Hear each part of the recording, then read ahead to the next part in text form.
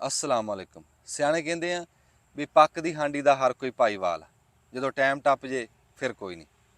भी बंदे ते खोते दी बड़ी पुरानी सांझ आ, हज़ारां साल पहलां दी सांझ आ। जदों औखा टाइम सी, बंदे को सहूलतां नहीं हुंदियां सी, उदों खोते ने साथ दिया। मैं कहना एक औखे दौर तो सौखे तक आण तक खोते ने साथ दिया। भी किते सफ़र करना तो वह खोतियां ते, कोई भार किते एक थां तो दूई थां जाना, मिट्टी किते सिटनी आ, कारोबार आ, वो सारा किसानी भी खोतियां ते हुंदी रही। फिर गां गां बंदे नूं सहूलतां मिलियां, मशीनां आ गईयां। ये बंदे दी ये भैड़ हुंदी है, जदों इनू कोई नवीं शै लभदी आ ये पुरानी नूं भुल जांदा, उहदी बेकदरी करदा। जदों नवीआं शैवां आईयां, इन्हां ने बंदियां ने खोतियां नूं कंड पिछे करता। मैं ऐसा बुरा टाइम असीं देखिआ भी खोतियां दी बेकदरी हुई। भी सड़कां दे बकाए च, नहरां दे बकाए च किसे खोते दी अख भन्नी, किसे दी लत्त भन्नी, इदां वो बेचारे रुलदे देखे खोते। फिर टाइम गाहां टप्पिआ ते रब दी करनी हुई भी वो किते चाइना वालिआं ने ना खोते दी आखे खल चों कोई क्रीम बनाई हुसन वाली।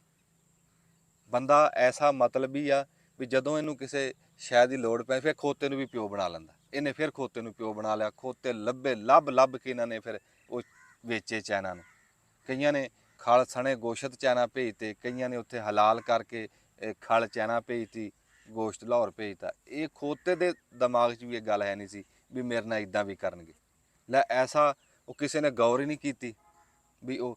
मैनूं तो ये समझ नहीं आती भी मैं तो चाइना च अज तक कोई काला बंदा देखिया नहीं, उन्होंने करीम करनी की है। को बस खोतियां दे वैरी सी, साडे मुल्क चों खोते मकाते। इस टाइम मझ दे मुल दा खोता, जे किसी गरीब ने कोई रेहड़ी वाहनी है या किसी ने कोई है ऐसियां थावां जिथे हजे भी नहीं हैगियां मरब्बे दियां सड़कां, उत्थे खोते जांदे वाहणियां ते लिआंदे पट्ठे। लै हुण मझ दे मुल दे हो गए, खोते नायाब हो गए।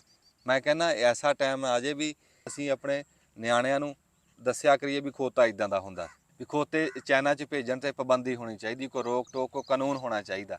असीं बहुत छावां अगे इदां ही गवा लीआं।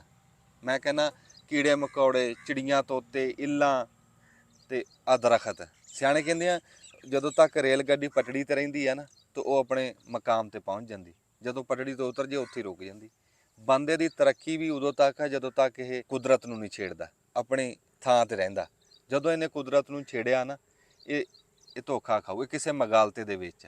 फिर असीं उन्हां शैवां नूं कित्थों लिआवांगे जदों उन्हां दी लोड़ पई तां। कोई शै भी मेरे मालक ने बेकार तो नहीं ना बनाई, हर शै दा कोई ना कोई कायदा कानून आ, कोई फायदा, कोई ਉਹਦਾ करदार है इस कायनात दे विच। इस कायनात सारिਆਂ दी सांझी है, किसे एक दी नहीं, सारियां मखलूकां दी, हर शै दी सांझी कायनात। बंदा समझदा भी मैं ही मैं। सियाणे कहंदे भी पत्थर उदों तक पत्थर हुंदा जदों तक रुड़ नहीं पैंदा, जदों रुड़ पिया फिर तो बालां दी खेड आ। ये भरम हुंदा बंदे दा, ये सियाणपत बंदे दा मुगालता। जदों मत्त पुट्ठी हुंदी आ फिर मिंट भी नहीं लगदा।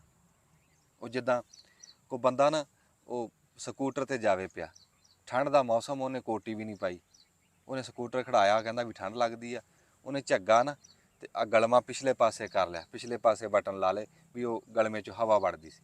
फिर ਸਕੂਟਰ ते चढ़ गया। ला रब की करनी हुई 10 किलोमीटर ते जाके एक्सीडेंट हो गया, वो डिग्गिया बेहोश हो गया।